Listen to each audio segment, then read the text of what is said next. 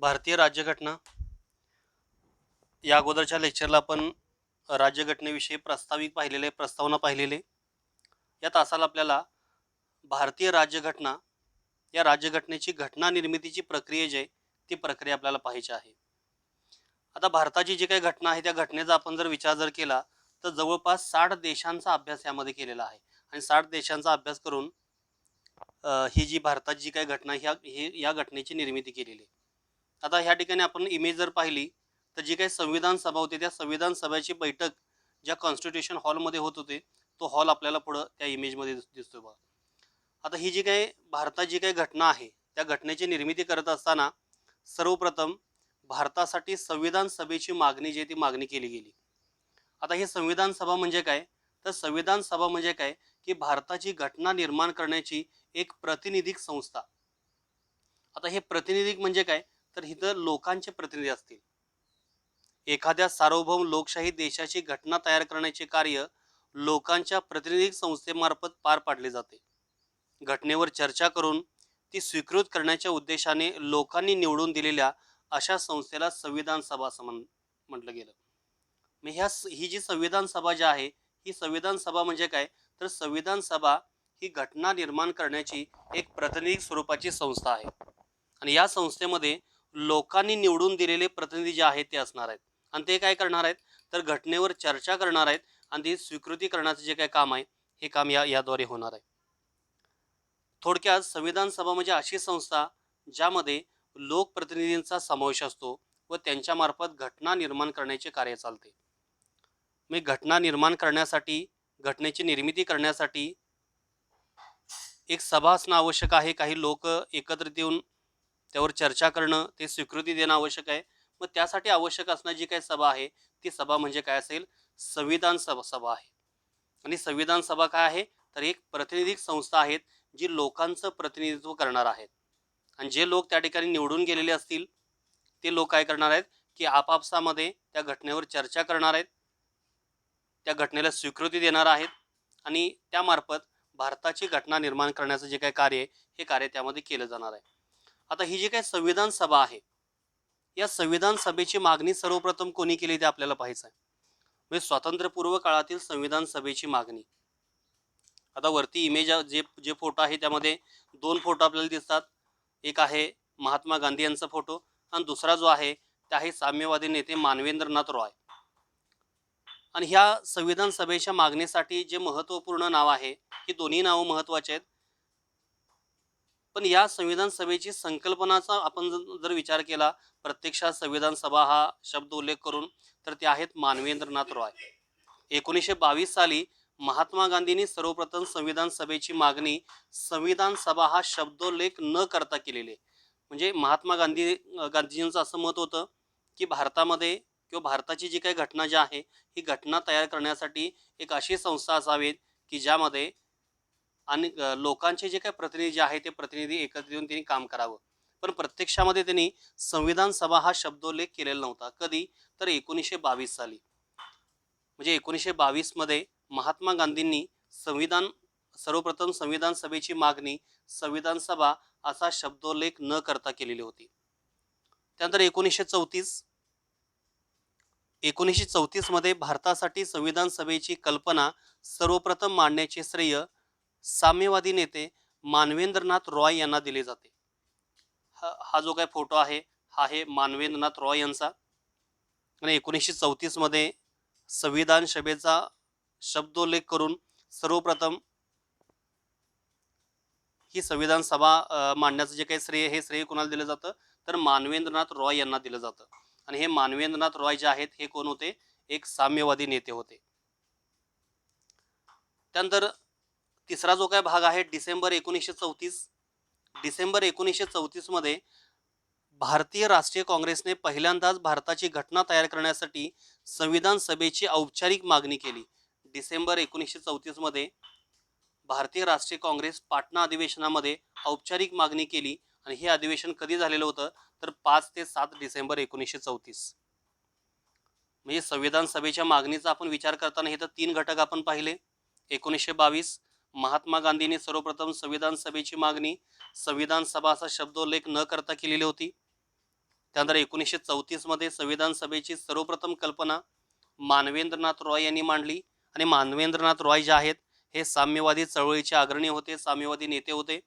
आणि तिसरा भाग आपण जर पाहिला तर डिसेंबर 1934 मध्ये भारतीय राष्ट्रीय काँग्रेसने पहिल्यांदाच भारताची घटना तयार करण्यासाठी संविधान सभेची औपचारिक मागणी केली. आणि कोणत्या अधिवेशनामध्ये? तर पाटणा अधिवेशनामध्ये. आणि हे पाटणा अधिवेशन कधी झालेलं होतं? तर 5 ते 7 डिसेंबर 1934 दरम्यान पाटणा येथे भरलेल्या काँग्रेस कार्यकारिणीच्या बैठकीत काँग्रेसने भारतीय घटनात्मक सुधारणाबाबतचा ब्रिटिश संयुक्त संसदीय समितीचा अहवाल फेटाळून लावला आणि संविधान सभेची मागणी केली.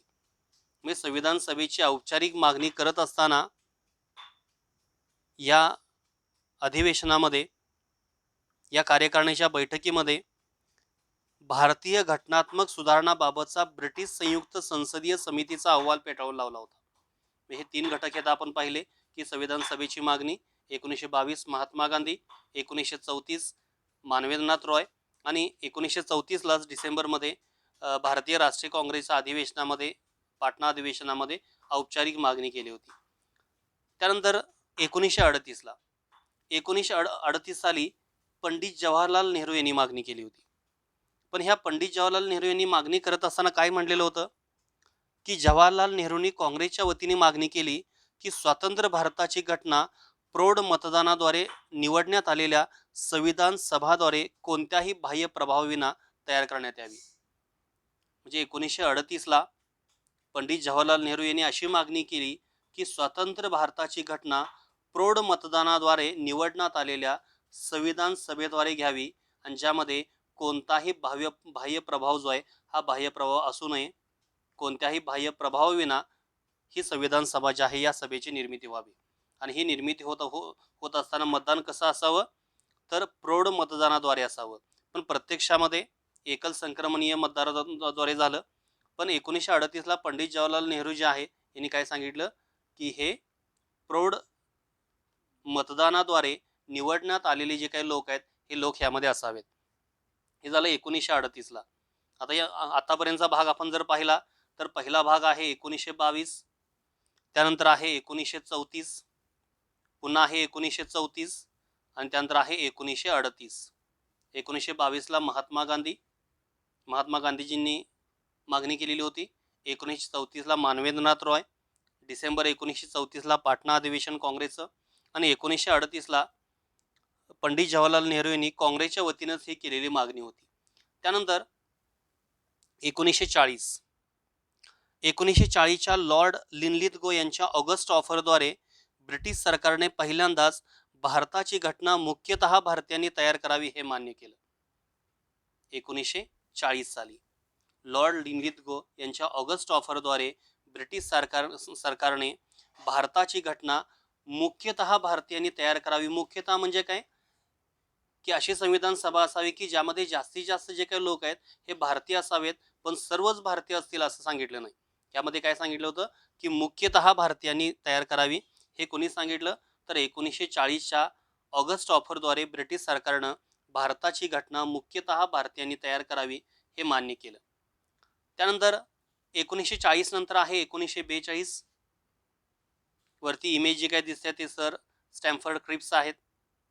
1942 साली सर स्टॅमफर्ड क्रिप्स यांच्या तरतुदीद्वारे भारताची घटना पूर्णतः भारतीयांनी तयार करावी हे मान्य केलं. म्हणजे 1940चा भाग आपण जर पाहिला तर 1940 मध्ये लॉर्ड लिनलिथगो यांच्या ऑगस्ट ऑफरद्वारे ही जी घटना आहे ती घटना मुख्यतः भारतीयांनी तयार करावी की ज्यामध्ये जास्तीत जास्त लोक हे भारतीय असावेत, पण पूर्णतः भारतीयांना असावेत असं त्यामध्ये सांगितलं नाही 1940ला. आणि 1942ला असं सांगितलं गेलं सर स्टॅमफर्ड क्रिप्स यांच्या तरतुदीद्वारे की भारताची घटना पूर्णतः भारतीयांनी तयार करावी हे तत्व मान्य करण्यात आलं. आणि त्यानंतर शेवटी कॅबिनेट मिशन प्लॅन 1946. मे 1946 मध्ये जाहीर करण्यात आलेल्या कॅबिनेट मिशन प्लॅनमध्ये संविधान सभेच्या निर्मितीची तरतूद करण्यात आली.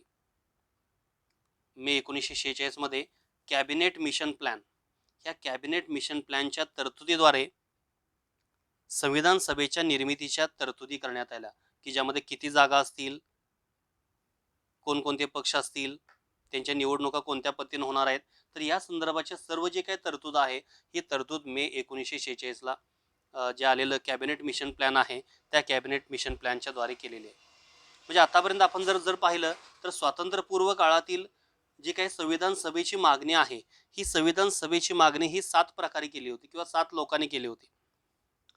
त्यातला पहिला भाग आपण जर बघितलं थोडंसं आपण रिवाइज करू. ते सुरुवातीला पहिली जी काही मागणी आहे ही कधी झाली तर 1922 साली झाली. हे कुणी केली तर महात्मा गांधीजींनी केली. आणि हे करत असताना कुठल्याही पद्धतीनं संविधान सभा असा शब्दोल्लेख केला नाही. 1934 साली साम्यवादी नेते मानवेंद्रनाथ रॉय यांनी केलेली होती. त्यानंतर पुन्हा डिसेंबर 1934ला पाटणा अधिवेशन जे 5 ते 7 डिसेंबर 1934 दरम्यान पाटणा येथे भरलेलं होतं. त्यानंतर 1938ला कोणी केलेली होती पंडित जवाहरलाल नेहरू यांनी केलेली होती. फक्त त्यांनी त्यामध्ये काय सांगितलं की भारताची घटना ही प्रौढ मतदानाद्वारे निवडण्यात आलेल्या सभेद्वारे व्हावी. त्यानंतर 1938 नंतर आहे 1940 जे आहे ऑगस्ट ऑफर लॉर्ड लिनलिथगो यांची ऑगस्ट ऑफर. त्यामध्ये काय सांगितलं होतं की भारताची जी काही घटना आहे ही भारताची घटना मुख्यतः भारतीयांनी करावी.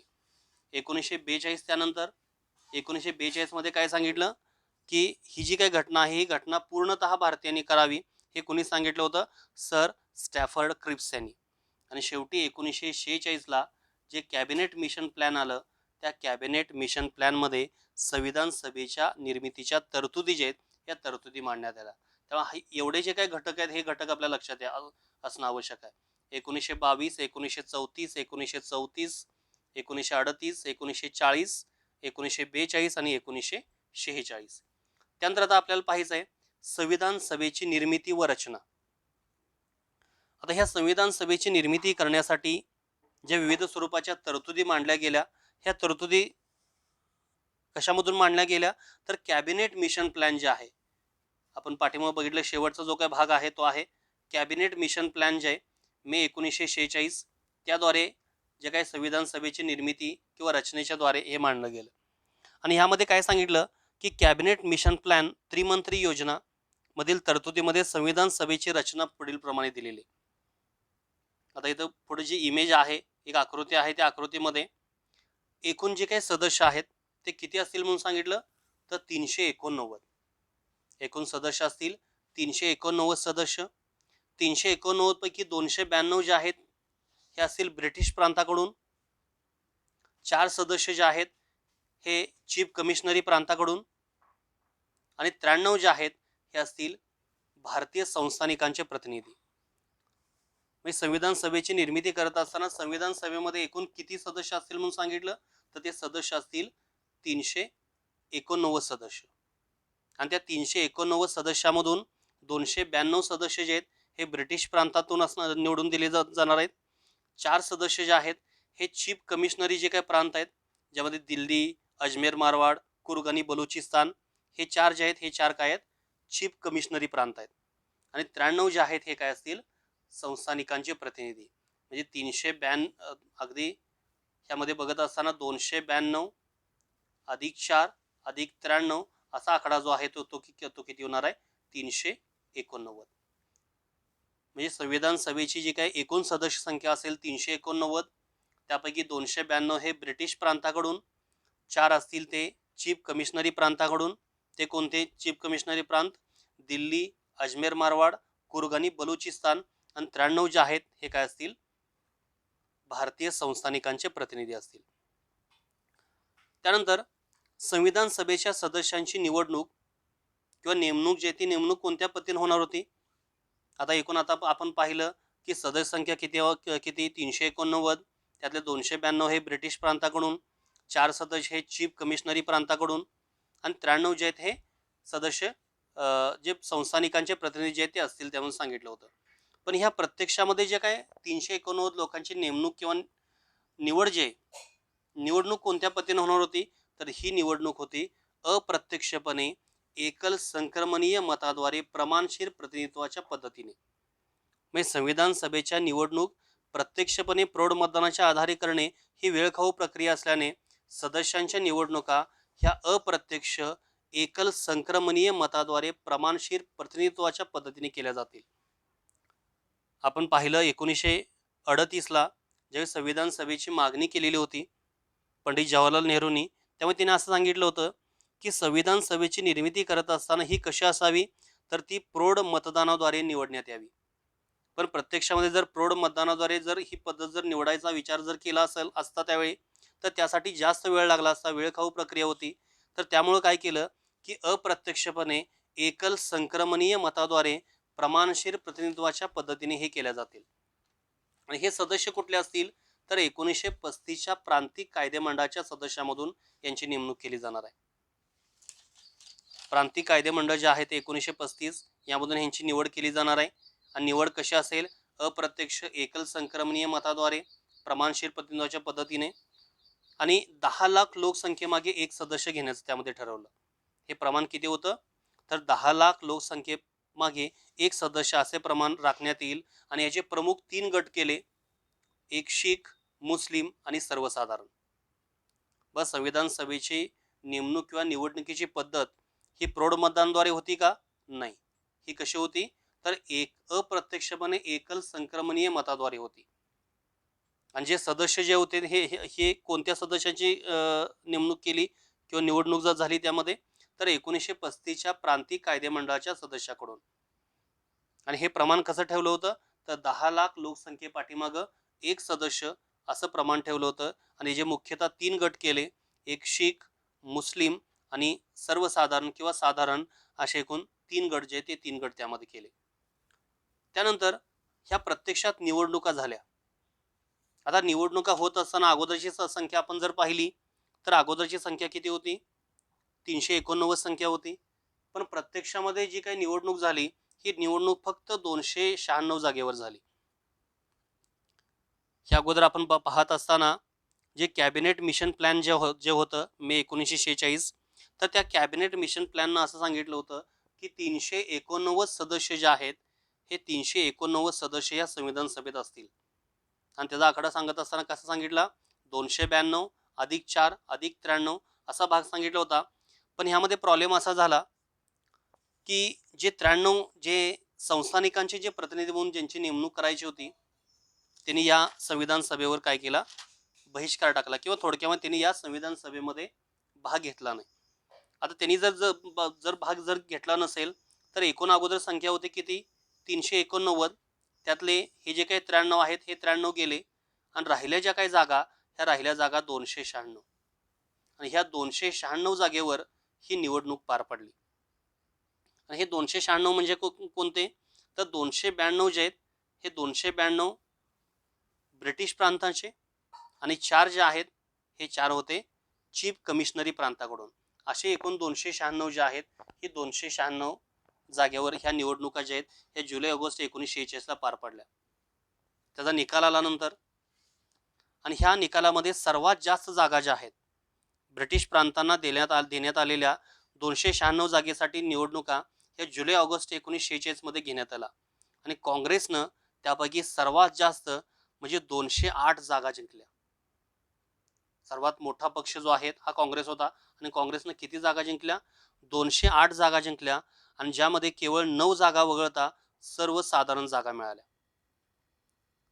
आता 9 जागा सोडून म्हणजे काय, तर ह्या 9 जागा ज्या आहेत ह्या कदाचित शीख प्रांतामधील असतील किंवा मुस्लिम लीगच्या 1-2 जागा असतील. अशा 9 जागा जर सोडल्या, तर सर्वच्या सर्व जागा ज्या आहेत ह्या साधारण जो गट होता किंवा जो मतदारसंघ होता त्या मतदारसंघातून ते निवडून आले. 296 पैकी 208 जागा ह्या काँग्रेसला मिळाल्या. त्यानंतर 73 जागा ज्या आहेत ह्या कोणाला मिळाल्या, तर मुस्लिम लीगला मिळाल्या. आणि त्या 73 जागामध्ये केवळ 5 जागा ह्या वगळता सर्व मुस्लिम जागा होत्या. त्यातल्या 5 जागा ज्या आहेत ह्या साधारणमध्ये असतील किंवा शीख जो गट होता त्या गटामध्ये असतील. तर अशा एकूण 5 जागा वगळता सर्व जागा ज्या आहेत ह्या 73 ज्या काही जागा आहेत ह्या 73 जागेवर मुस्लिम लीग निवडून आलं. पण 8 जागा ज्या आहेत त्या 8 जागावर अपक्ष निवडून आले. आणि इतर ज्या काही जागा होत्या उर्वरित 15 जागामध्ये इतर जे आहे ते इतर त्यामध्ये निवडून. आता इतरमध्ये जर बघितलं तर लहान लहान पक्ष होते त्यामध्ये. तर त्यामध्ये एक जागा युनियनिस्ट पार्टी, एक जागा युनियनिस्ट मुस्लिम लीग, एक युनियनिस्ट शेड्यूल्ड कास्ट, त्यानंतर कृषक प्रजा पार्टी, शेड्यूल्ड कास्ट फेडरेशन, शीख गैर काँग्रेस आणि कम्युनिस्ट या पक्षांना मिळाली. तर 8 जागा ज्या आहेत ते वरती आपण सांगितलं त्या पद्धतीनं 8 जागा ह्या अपक्षांना मिळाल्या.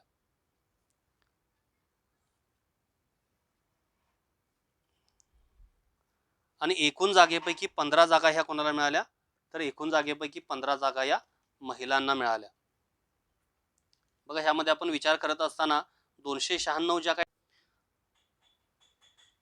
इथं इतर ज्या काही जागा आहेत त्या इतर जागा इथं 15 लिहिलेल्या आहेत, पण एकूण अशा ह्या ज्या काही 15 जागा झाली त्यामध्ये 8 आहेत अपक्ष आणि 7 जे आहेत हे लहान जे काही पक्ष होते त्यामध्ये युनियनिस्ट पार्टी असेल, युनियनिस्ट मुस्लिम असेल, युनियनिस्ट शेड्यूल्ड कास्ट असेल, कृषक प्रजा पार्टी, शेड्यूल्ड कास्ट फेडरेशन, शीख गैर काँग्रेस आणि कम्युनिस्ट या पक्षांना मिळाले होते. आणि एकूण जे काही 296 जागेसाठी जी निवडणूक पार पाडली होती त्यापैकी 15 जागा ज्या आहेत ह्या 15 जागा कोणाला मिळाल्या होत्या, तर महिलांना मिळाल्या होत्या. महिलांना ज्या काही जागा होत्या त्या एकूण किती होत्या, 15 जागा या महिलांना मिळाल्या होत्या. म्हणजे आपण अगोदर 389चा भाग जर पाहिला तर त्या 389 मध्ये जे काही संस्थानिकांच्या 93 जागा ज्या त्या भरल्या गेलेल्या नव्हत्या, कारण संस्थानिकांनी संविधान सभेमध्ये भाग न घेण्याचा निर्णय घेतला होता. 208 जागा ह्या काँग्रेसला मिळाल्या होत्या, 73 जागा ही मुस्लिम लीगला, 8 जागा अपक्षला, 7 जागा ज्या आहेत त्या इतर ज्या काही लहान पार्ट्या होत्या त्या पार्टीला असेल आणि 15 ज्या आहेत या 15 ह्यामध्ये एकूण महिलांचा जो काही समावेश आहे यामध्ये तर 15 जागेवर होता. आणि ही जर आपण निवडणूक जर पाहिली तर या निवडणुकीमध्ये महात्मा गांधी व मोहम्मद अली जिना वगळता तत्कालीन भारतातील जवळजवळ सर्वच प्रमुख व महत्त्वाचे अनुभव व्यक्तिमत्व संविधान सभेचे सदस्य होते. अशा रीतीने आपण जर पाहिलं तर ही जी काही संविधान सभा जी आहे ही प्रत्यक्ष प्रौढ मतदानाच्या आधारावर निवडण्यात आली नाही, तरी भारतीय समाजाच्या सर्व गटांना तिच्यात प्रतिनिधित्व मिळाले. म्हणजे सर्व गटातील जे काही लोक आहेत हे लोक या संविधान सभेमध्ये सहभागी झाले, ज्यामध्ये हिंदू असतील, मुस्लिम, शीख, पारसी, ॲग्लो इंडियन, भारतीय ख्रिश्चन, अनुसूचित जाती, अनुसूचित जमाती, महिला इत्यादी सर्वांनाच ह्या जे काही संविधान सभा ज्या आहेत या संविधान सभेमध्ये प्रतिनिधित्व मिळालं. त्यानंतर आता आपल्याला पाहायचं आहे संविधान सभेचे कामकाज. बघा निवडणुका पार पडल्या 0 ऑगस्टमध्ये आणि संविधान सभेचे जे काही कामकाज आहे ते कामकाज आता आपण पाहणार आहे. आता संविधान सभेचं जे काही कामकाज आहे किंवा संविधान सभेच्या कामकाज सुरुवात जी आहे ही 9 डिसेंबर 1946ला पहिली बैठक झाली. 9 डिसेंबर 1946 सोमवार रोजी सकाळी 11 वाजता न्यू दिल्ली येथील कॉन्स्टिट्यूशन हॉलमध्ये, कॉन्स्टिट्यूशन हॉल जो आहे ज्याला सध्याचा central hall of parliament house असं आपण म्हणतोय, तर इथं संविधान सभेची पहिली बैठक भरली. कधी भरली पहिली बैठक, तर 9 डिसेंबर 1946ला, की ज्या बैठकीमध्ये 211 सदस्य हजर होते. आणि ही बैठक कुठं भरली, तर ही बैठक भरली कॉन्स्टिट्यूशन हॉलमध्ये सकाळी 11 वाजता न्यू दिल्ली येथील कॉन्स्टिट्यूशन हॉलमध्ये, त्याला सध्याचा central hall of parliament house असं आपण म्हणतोय. मुस्लिम लीगने स्वतंत्र पाकिस्तानची मागणी केल्याने लीगचे सदस्य बैठकीला हजर राहू शकले नाही, त्यामुळे केवळ 211 सदस्य बैठकीला हजर होते. आपण जर पाहिलं तर 208 जागा ज्या आहेत या काँग्रेसने जिंकलेल्या होत्या, 73 जागा ज्या आहेत त्या मुस्लिम लीगने जिंकलेल्या होत्या. तर मुस्लिम लीग जे आहे त्या मुस्लिम लीगनं काय केलं की स्वतंत्र पाकिस्तानची मागणी केली आणि त्यामुळे ते या संविधान सभेच्या बैठकीला हजर राहिले नाहीत. म्हणून ही जी काही सदस्य संख्या होती ही सदस्य संख्या 296 असणं आवश्यक होती, पण ती सदस्य संख्या किती झाली, तर फक्त 211 सदस्य त्या दिवशी हजर होते. आता ही संविधान सभेची बैठक भरली. आता बैठक भरल्यानंतर त्या बैठकीला अध्यक्षांची निवड करणं आवश्यक आहे. तर अध्यक्षांची निवड करत असताना कुणाच्या अध्यक्षांची निवड करायची असा सारासार विचार झाल्यानंतर भारतीयानं किंवा भारताची काही संविधान सभेत सर्व जे काही सदस्य आहेत या सदस्यांनी फ्रान्सच्या पद्धतीचं अनुकरण केलं. आणि फ्रान्सची पद्धत काय सांगते, तर एकूण जे काही सर्व सदस्य आहेत त्या सदस्यामधून जे ज्येष्ठतम सदस्य आहेत, की ज्या सदस्यांचं वय जास्त आहे, अनुभव जास्त आहे, तर अशा सदस्यांची जी काही निवड आहे ही निवड अध्यक्ष म्हणून करायची. आणि त्यामुळं डॉक्टर सच्चिदानंद सिन्हा यांची तात्पुरते अध्यक्ष म्हणून निवड करण्यात आली. आणि ह्या निवड करण्यासाठी शिफारस कुणी मांडलेली होती, तर आचार्य कृपलानी यांनी ही शिफारस केली होती. अध्यक्षांची नेमणूक केली आणि अध्यक्षांची नेमणूक केल्यानंतर संविधान सभेचे अध्यक्ष या नात्यानं प्रथम USA, चीन आणि ऑस्ट्रेलिया या 3 देशाकडून आलेल्या सदिच्छा संदेशाचे वाचन करण्यात आले. सच्चिदानंद सिन्हा यांना आरोग्याच्या तक्रारीमुळे दुपारनंतर फ्रँक अँथनी यांना तात्पुरते उपाध्यक्ष म्हणून कार्य करण्यासाठी नामनिर्देशन केले. तब्येतीच्या कारणामुळं डॉक्टर सच्चिदानंद सिन्हा जे आहेत हे दुपारच्या बैठकीला हजर राहू शकले नाहीत.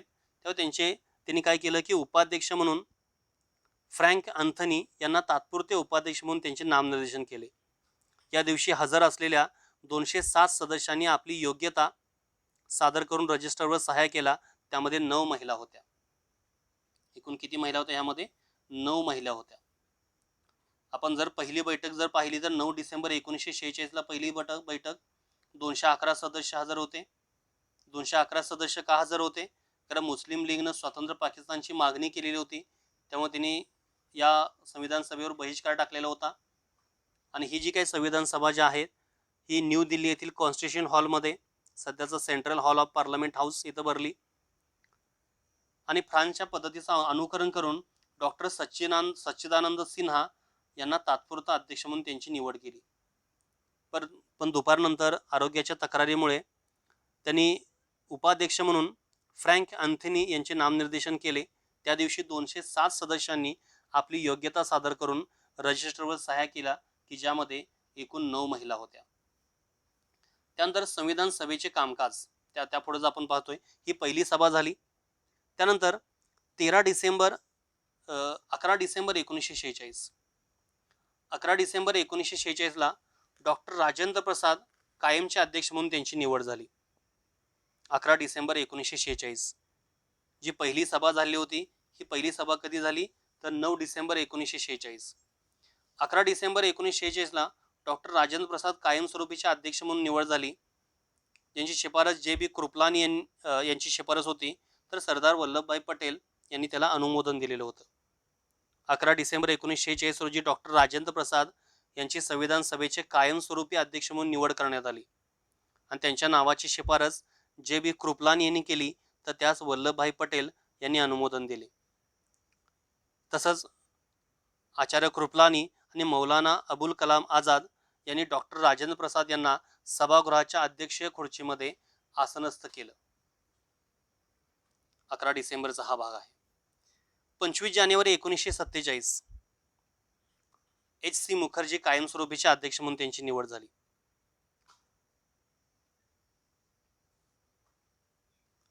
तसेच घटनात्मक सल्लागार सर BN राव, सर बेनेगल नरसिंहराव यांची नेमणूक व्हाईसराय लॉर्ड वेव्हेल यांनी संविधान सभेचे कायदेशीर घटनात्मक सल्लागार म्हणून त्यांची नेमणूक केली.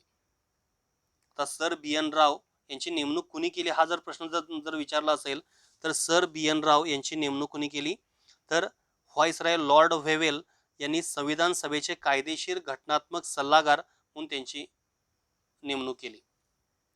13 डिसेंबर 1946 ला जवाहरलाल नेहरूंनी उद्देश पत्रिका मांडली. तिच्यामध्ये घटनात्मक संरचनेची मूल तत्वे व तत्वज्ञान देण्यात आलेले होते. 22 जानेवारी 1947 रोजी संविधान सभेने ते स्वीकार केला. म्हणजे मांडली कधी तर 13 डिसेंबर 1946 ला मांडली आणि त्या स्वीकार जो आहे तो 22 जानेवारी 1947 रोजी संविधान सभेने तिचा स्वीकार केला.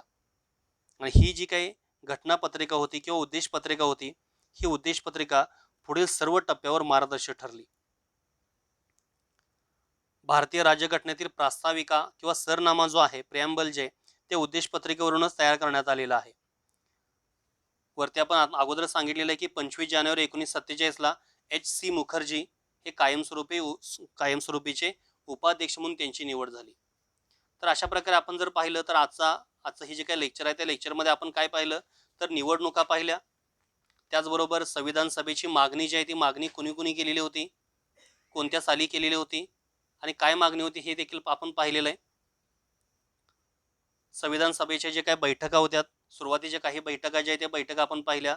पहिली बैठक असेल त्यामध्ये अध्यक्ष कोण होते, सह्या किती लोकांच्या झाल्या, त्यामध्ये महिला किती होत्या.